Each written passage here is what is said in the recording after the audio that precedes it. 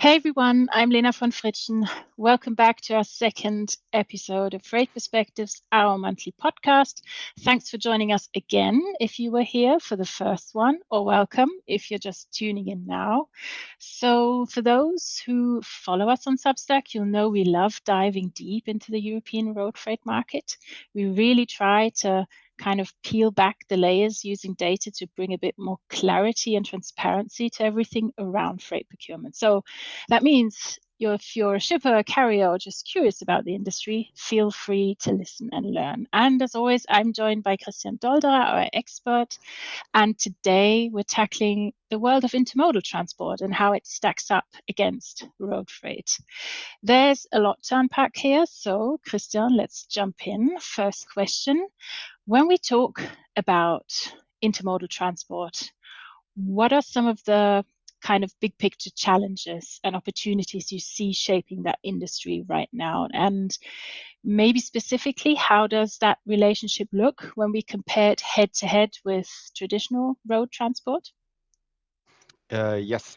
So basically, one of the key challenges is the pressure on costs related to energy costs and nowadays more on reduced volumes on existing solutions, meaning if the utilization goes down, then obviously cost increases are there.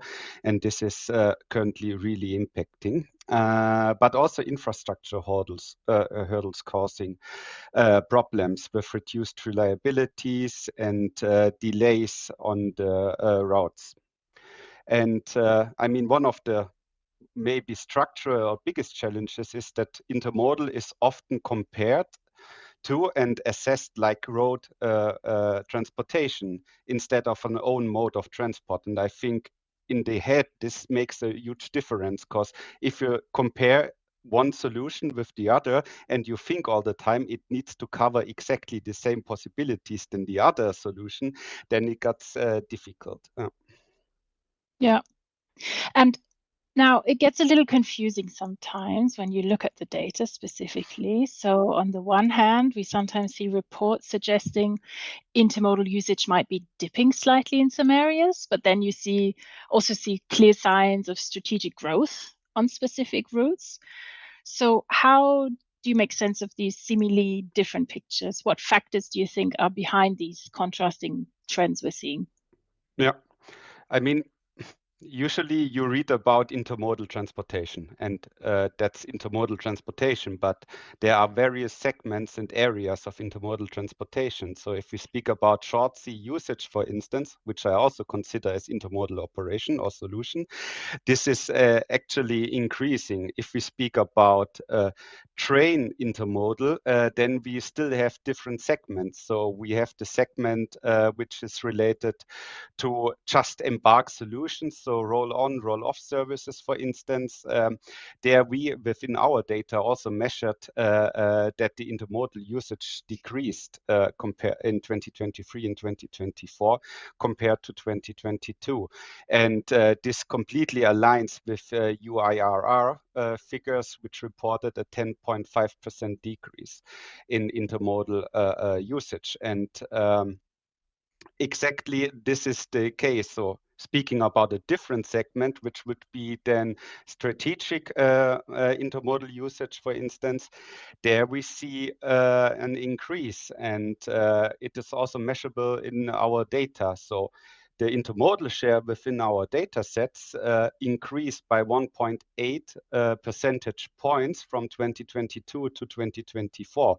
Although within the same data set, it's also visible that the opportunistic usage of intermodal decreased. So we at the end see a contrary picture, but it fits to each and every segment. And intermodal is just more than intermodal. It serves different segments, areas, and markets at the end. Yeah, yeah, it makes a lot of sense. And so for companies who are out there listening and who are thinking, okay, maybe intermodal is something we should seriously consider integrating into our supply chains, what are some of the absolute critical things they need to think about? So, what does generally putting a strategic focus on intermodal look like in the real world?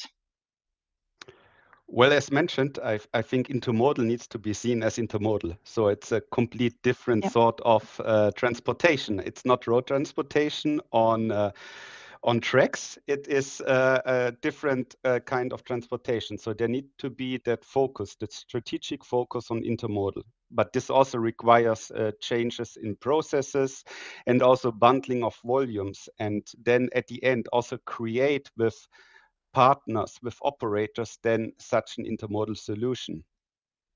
So Yeah. critical considerations are then at the end the identification of a suitable business, parts and lanes, but also the ability to change the processes and to consolidate in time. Because I mean, if you need to go it just within 8 hours, then to the customer, maybe this is no fit for intermodal transportation.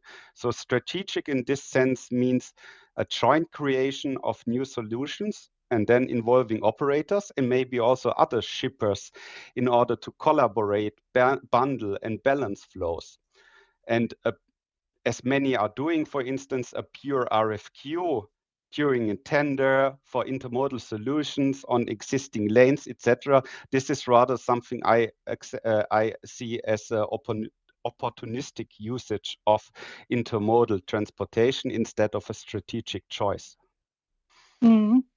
And if we go a little bit deeper or maybe be a bit more specific, so if a company is looking at their network and they want to figure out if a particular route or lane is a good candidate for intermodal, what are would you say, the key criteria they should use to assess that potential for a specific route? What should they be looking at? Well, when focusing on a network or on specific routes or lanes, then at the end it's the flexibility in time, so which requires change in processes again, but flexibility in time is needed. Then, of course, there should be a focus on lanes or routes with higher volumes, because bundling is one of the key aspects. And then, obviously, longer distances are needed in order to end up with the scalable effects and the cost advantages intermodal is offering. And last but not least, nearby well-connected terminals are needed, because the longer the pre and on carriage is, the more expensive intermodal transportation gets. And this is one of the key areas. So not each and every plant, warehouse, or distribution center is that well connected to a nearby intermodal hub or terminal that it makes sense to, at the end, assess intermodal possibilities. And basically, we help our customers here also, because we delivered an algorithm looking into exactly those possibilities to highlight or suggest intermodal ready routes or country or region combinations. Yeah.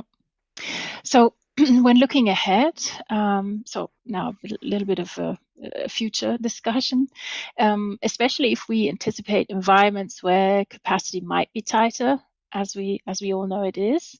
What role would you see intermodal playing in the grand scheme of road freight transport? Well, I see, but that's my view. Basically, I see a vital role for intermodal, because it offers an environmental friendly and scalable solutions compared to any diesel or also pure electric or hydrogen truck transportation only. So in that sense, it makes sense and it has its advantages.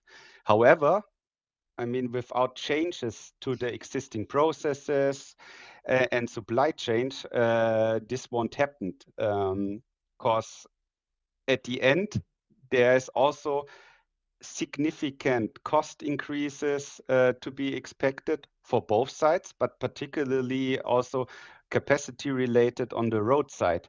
And also the uncertainty regarding which alternative engine or solution then at the end prevails will add a competitive advantage for intermodal transportation.